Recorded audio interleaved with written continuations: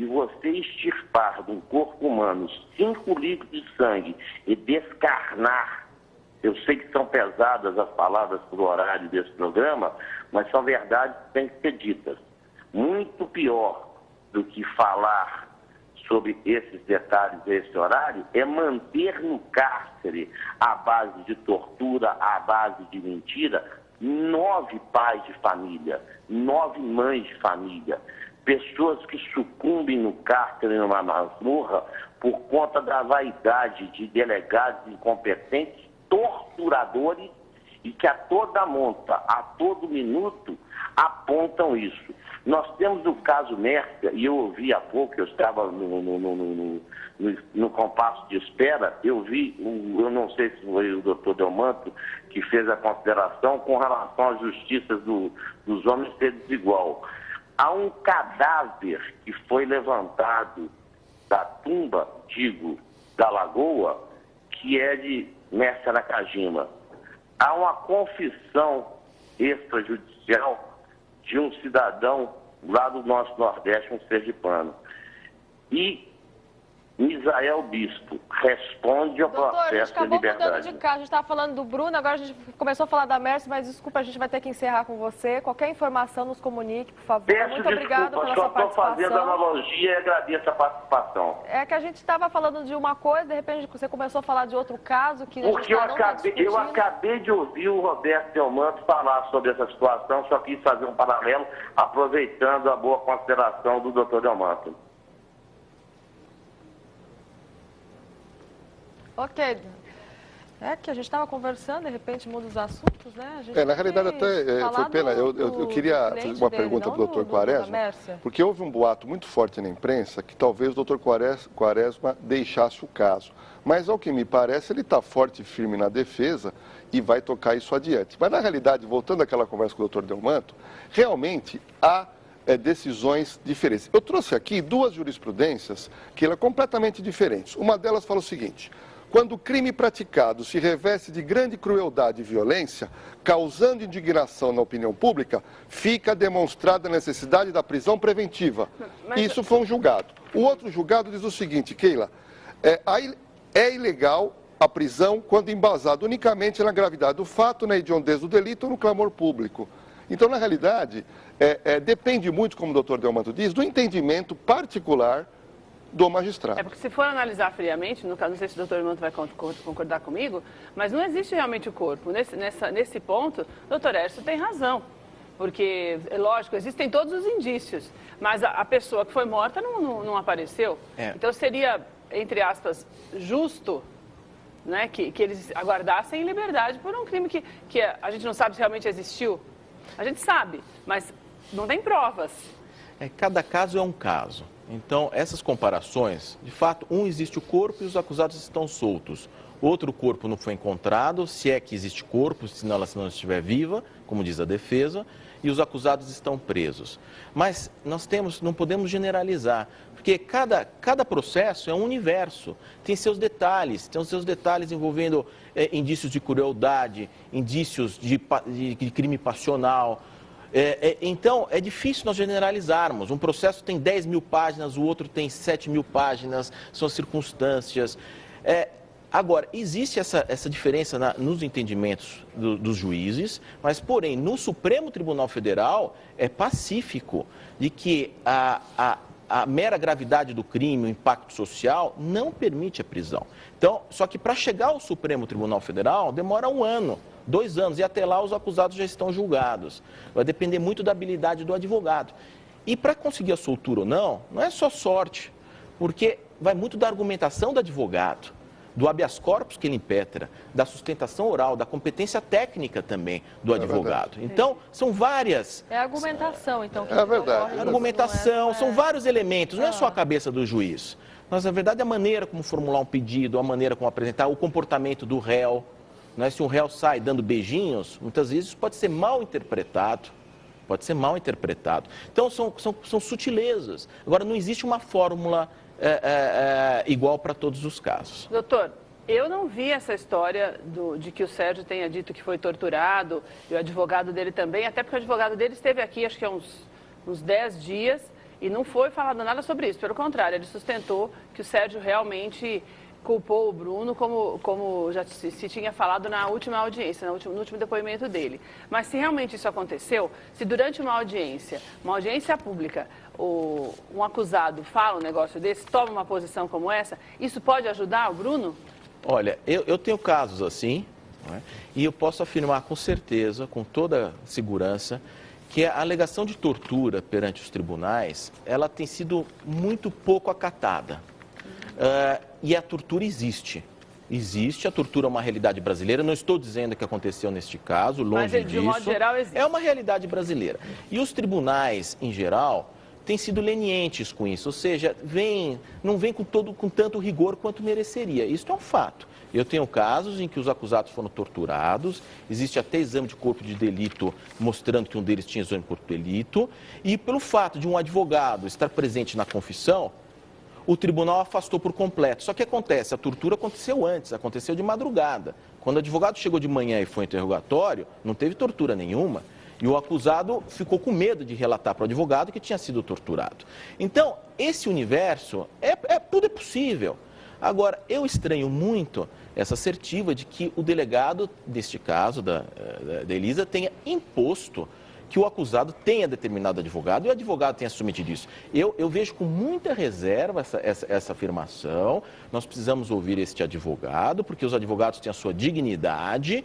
Nós precisamos preservar este advogado, que é um profissional que está atuando até hoje, e nós temos que dar credibilidade a esse profissional. Só um detalhe. O Camelo, que é o Sérgio, que fez essas acusações, ele já foi ouvido nesse processo dia 8, 10, 15 e 22 de julho, várias vezes. Um dos depoimentos eu tenho aqui, doutor Delmanto, é um depoimento de 15 laudas, assinado sempre juntamente de um advogado. Mas espera um pouquinho, como é que um delegado vai torturar alguém e obrigar a pessoa... Qual advogado que o senhor está falando aí? Aqui o doutor Marco Antônio. Então vamos só conversar com ele, que ele está na linha. Oi, doutor Marco, bom dia. Bom dia, Keila, Daniele, meu amigo Nordelli e Delmanto. Bom dia. Bom dia, doutor. Eu não sei se o senhor ouviu o doutor Hércio conversando conosco e dizendo que o Sérgio, em determinado momento, disse que o senhor havia sido imposto ao senhor pela polícia uma possível confissão do Sérgio e que o Sérgio também teria sido torturado e ficado sob essa imposição da polícia. Doutor, isso é verdade? Isso é uma tremenda mentira, isso é uma farsa para compor depoimentos que possam interessar outras defesas. Na realidade, quando o próprio Écio Quaresma afirma de que eu teria participado de algo dessa natureza, ele o faz de forma fantasiosa, até porque quem me ameaçou e me pediu desculpas depois, durante a própria mídia nacional, foi o próprio Écio Quaresma. Então, se tem alguém que ameaça, se tem alguém que causa pânico, e se tem alguém que faz sofrer, essa pessoa não é Marco Antônio Siqueira, não. Muito ao contrário, essa pessoa se chama Écio Quaresma. Então, fiquei surpreso com esse posicionamento adotado por ele. E vou te dizer mais. O Sérgio foi preso no dia 7/7 de 2010. Uma pessoa ligada a ele da Igreja Batista de Lagoinha, fez um contato comigo, pessoa que pediu reserva com relação ao nome, por ser próximo a ele em intimidades. Que fosse imediatamente ao DI, porque esse amigo estaria sendo ouvido sem a presença do advogado. Sim. Eu compareci, acompanhei o depoimento, junto lá na delegacia de polícia, foi tomado pelos delegados, com a presença da escrivã de polícia. O Sérgio ficou muito satisfeito com a minha presença, imediatamente me forneceu uma procuração e disse que a minha chegada ali seria importante. Eu disse a ele: Sérgio, de alguma coisa que você falou de ontem para cá, porque ontem que você foi preso, eu chego agora, praticamente 30 horas depois. Tem alguma coisa que você refez? Não, está tudo certinho, é isso aí que eu tenho para depor. Não é? E contou tudo aquilo que ele disse que viu e que assistiu e que da parte não só do menor como do Macarrão e até do Bruno. Eu falei: então está tudo bem assim? Então tomou o depoimento dentro da maior lisura. Muito bem. Isso no dia 8. Quando foi no dia 15, ele foi novamente ouvido, já na minha presença e na presença do Dr. William Vidigal. tranquilamente, sem o menor problema, estava muito satisfeito, disse que faria uma modificação no seu primeiro depoimento, porque no primeiro ele havia dito que o Bruno teria participado, e no segundo ele falou, eu vou mudar, porque não é verdade, o Bruno não participou. Eu falei, isso você que sabe. O que você disser aí, você vai assinar e eu vou assinar junto com você como seu advogado. Se é verdade, se é mentira, se alguém te pediu ou não pediu... Doutor Marco Aurélio, pronto. Só um detalhe, Jorge Lordello, bom dia. Bom dia, Jorge. É muito importante esclarecer uma coisa. O senhor que está vivendo agora um furacão, porque as acusações do Sérgio foram pesadas contra o senhor, e eu estava aqui com o senhor nesse sofá e percebi que o senhor é uma pessoa íntegra, me passou muito essa impressão. A pergunta que eu faço para o senhor é o seguinte, o Sérgio está sendo ameaçado na cadeia para mudar essa versão?